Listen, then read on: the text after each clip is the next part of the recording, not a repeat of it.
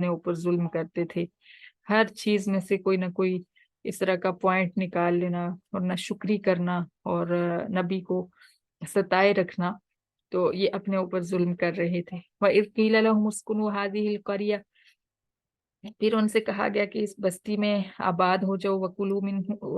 مِنْهَا حَيْثُ شِئْتُمْ۔ اچھا، جب انہوں نے گندم وغیرہ مانگی اور سبزیاں مانگی تو پیچھے ہم نے پڑھا ہے کہ حضرت موسیٰ علیہ السلام نے ان سے اللہ تعالیٰ کے حکم سے فرمایا کہ کسی بھی بستی میں تم اتر جاؤ اور وہاں جا کے جو ہے تم یہ چیزیں حاصل کر سکتے ہو کھیتی باڑی کر کے، کیونکہ یہ پیچھے فرعون کی زمینوں میں کھیتی باڑی کرتے تھے اور یہ چیزیں اگاتے تھے، تو اس لیے ان کو یہ سب چاہیے تھا۔ تو اللہ تعالیٰ نے فرمایا کہ جب اس بستی میں داخل ہو تو حتتن حتتن کہتے ہوئے داخل ہونا، تمہیں اجازت ہے کہ تم اس بستی سے جو چیز مرضی جہاں سے مرضی کھاؤ پیو، تمہاری اپنی بستی ہے، لیکن اللہ تعالیٰ سے بخشش مانگتے ہوئے داخل ہونا۔ یہ حتتن جو ہے عبرانی زبان کا لفظ ہے اور اس کا مطلب یہی ہے جو ہمارا استغفر اللہ عربی میں جس جو مطلب ہوتا ہے، یعنی بخشش مانگنا اللہ تعالیٰ سے گناہوں کی۔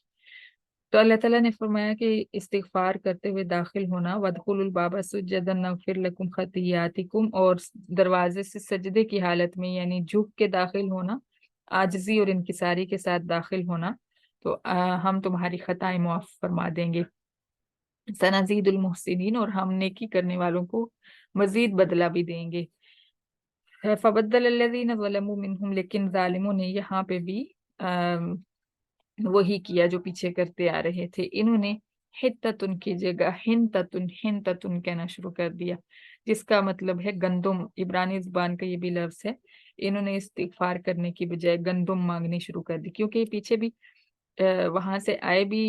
گندم اور سبزی اور اس طرح کی چیزوں کے لیے تھے کہ ہمیں یہ سب چیزیں ملیں۔ شاید ان کو یہ ہوگا کہ اگر ہم نے استغفار کی تو ایسا نہ ہو کہ ہم جس مقصد کے لیے آئے ہیں وہ نہ ملے، تو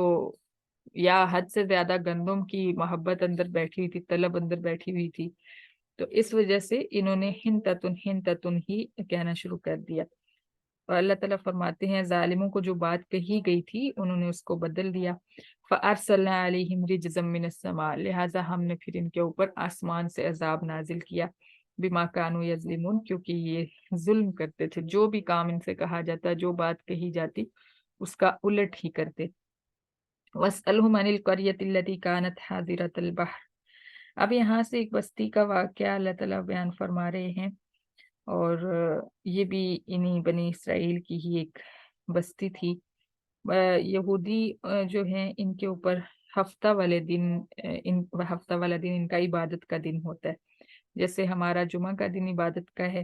اس طرح ان کا ہفتہ کا دن عبادت کا تھا۔ اور یہ بستی جو تھی سمندر کے کنارے آباد تھی،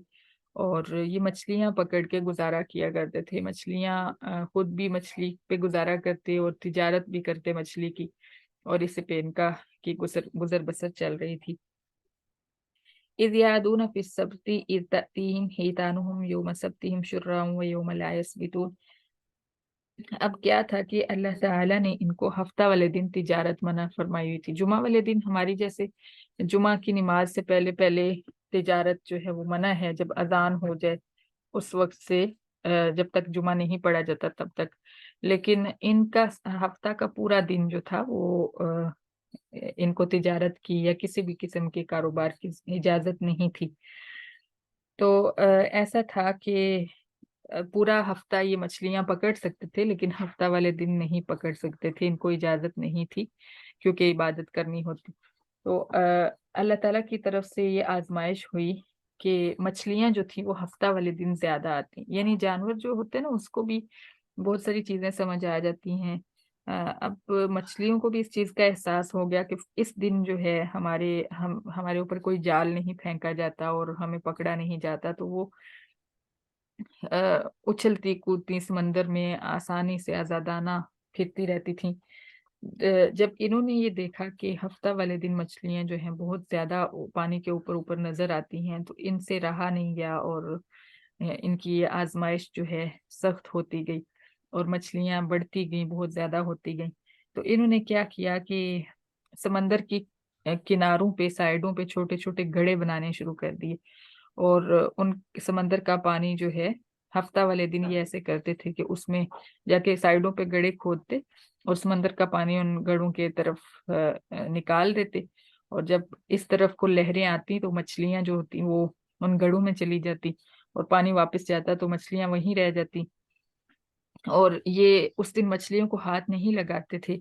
और दूसरे दिन जाके ये पकड़ लेते, वहां से निकाल लेते। यानी जो मकसद था वो तो ये था कि हफ्ता वाले दिन ये बिल्कुल इन चीजों से बेनियाज होकर इबादत की तरफ मशगूल हो जाएं। लेकिन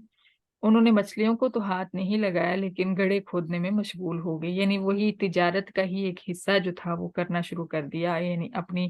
कारोबार के ही सिलसिले में मसरूफ हुए। तो दूसरे दिन जब मछलियां उसमें जमा होती तो पकड़ के ले आते, और इस तरह है उन्होंने अपना काम चलाना शुरू किया। अल्लाह ताला फरमाते हैं, नबलूहुम बिमा कानू यफसुकून, हम भी उनको आजमाते रहे जो वो नाफरमानी